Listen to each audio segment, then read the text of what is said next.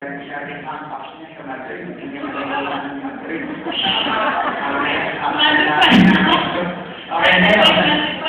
Alright, so let's go to the next. From Dublin to Rome. And from Rome, yung mga disciples. Nag-group pa yung mga disciples, di ba? Okay. Sabi na Greece, di ba? Okay. Yeah. From Rome. Okay. Okay. From Rome to Canada. Isang mapagpala na po sa ating lahat at pag-uwi mo natin ang mapagpala ng Diyos. Sa awa po ng Panginoon, ang Rome chapter naman po ay wala pong pagkakabahabahagi. Ang lahat po ay nagkakaisa para po sa ikalalago ng gawain ni Yahweh Shaddai. Yun po yung second and third question. So, ano po yung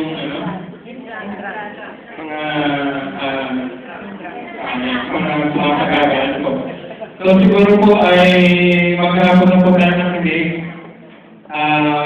Ibabalik ko lang po doon sa pagkakulang kay yung siguro pong pagiging hadlan para po lumag is yung pong pagiging isip. Paglaki ng ulo, ang galing po puso, ulang sa pagninilay.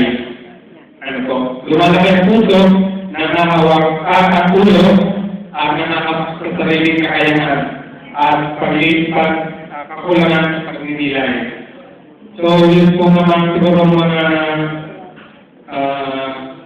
solusyon upang makamit natin yung clue na tinatawag, faith, love, and unity. Sabi nga ay pagpapasako o ano po yun na itinuturo sa atin, kababang loob, ano po. At sabi nga po ni St. Paul, huwag nating isipin na mas mabuti tayo sa iba. Ipapasalamat po natin sa Panginoon kung tayo po ay maayos sa takbo ng ating paglilingkod. Subalit sa lahat po ng ito ay dahil pa rin po sa awat ng Panginoon. Hindi dahil sa ating kabutihan, kundi sa kapatid ng Panginoon. Isa pa po, magandang kapot po natin. Alright, so let's read. Miss France. Oh, whatever. Lahat niyo po sa ating lahat. Ulitin natin si Yahweh Shaddai. Ako po ay makatawan sa Cook the Authority France Chapter and Marseille Cell Group. So, sa first question po natin ay nakakaalam sa nakakaambal ng pagkakabaw ng hangin. Naranasan po namin sa Nice, kumain po at umabot po sa nasayaan ng kami. At nagpapasalamat kami kay Yahweh Shaddai dahil muli yan, binigyan ng daan upang muli kami mabuksan at nagawa kami chapter. Urihin ang Panginoon. At ang nagiging dito ay kataasan ng loob at yung lack of communication. So, sa pangalawa po, anong palagay mo ang dito sa kapal? So, ang sa kapal po dito, based experience namin and all the chapters that I know, na this lack of knowledge about the guidelines of the gawain, especially those who are in accounting. Dahil hindi po tayo pwedeng pumasok sa isang friendship or any organization if we don't know what are the rules and regulations of this and so, sa palagay, sa pangalawa mo, ang palagay nyo ang pamamaraan para ma-attain ang faith, love, and unity. So, ito po ang pinaka-unang step na ginawa ngayon natin, which is the European Workers' Conference Workshop. Ito po kailangan natin para mag-introduce sa bawat isa na gumagawa gawain ito kung paano talaga palalahanin ang isang gawain ni Yahweh Amen.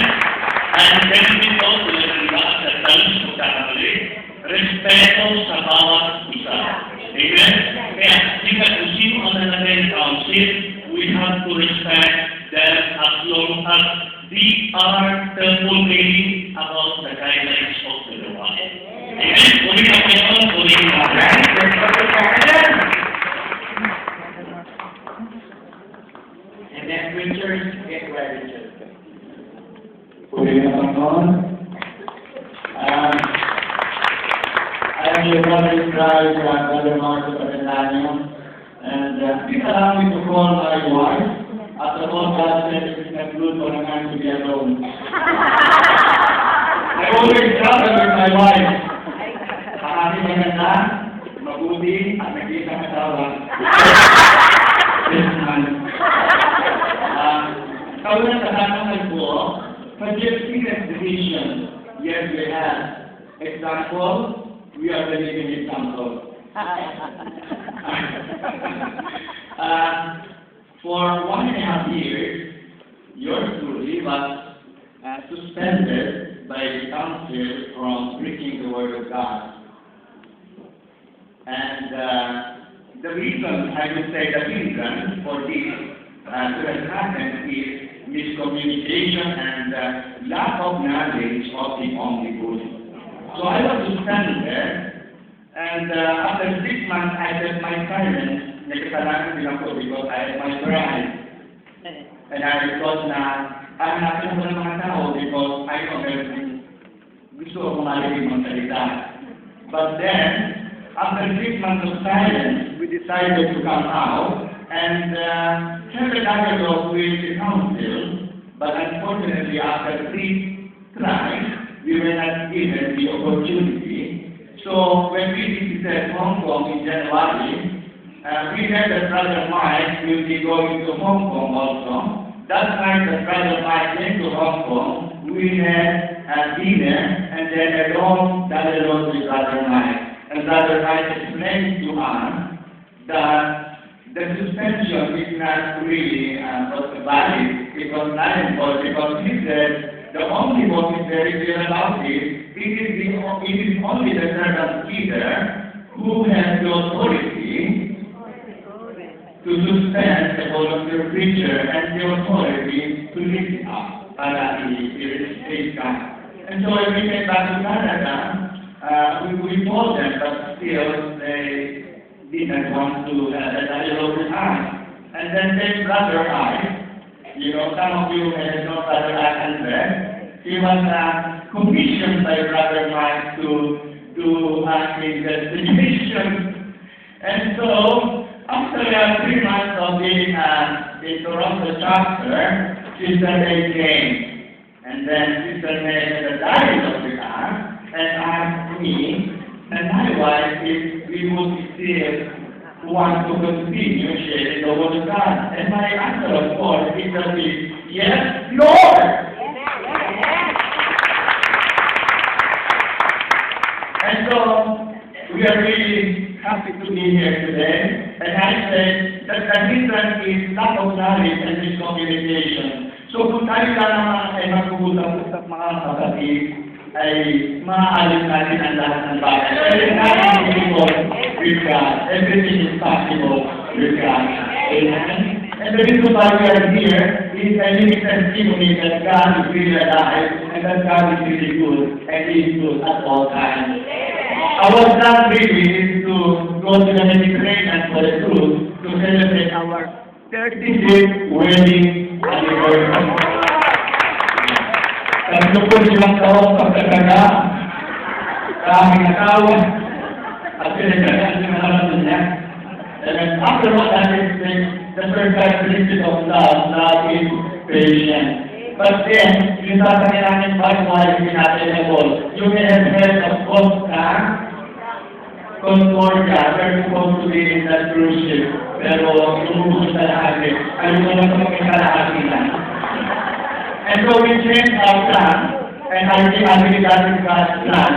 So habang namin until na alaman namin that this is Workers' Conference, so we decided to cancel our remaining trip to Madrid and decided to fly to Paris to be with you today and tomorrow.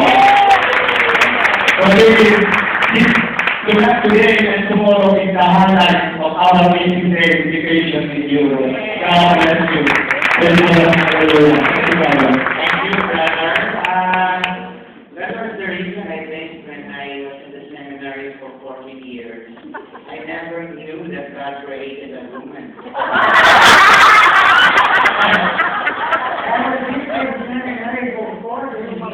But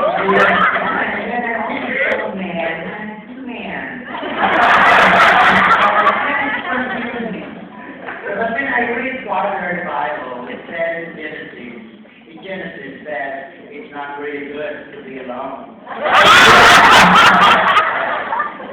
Always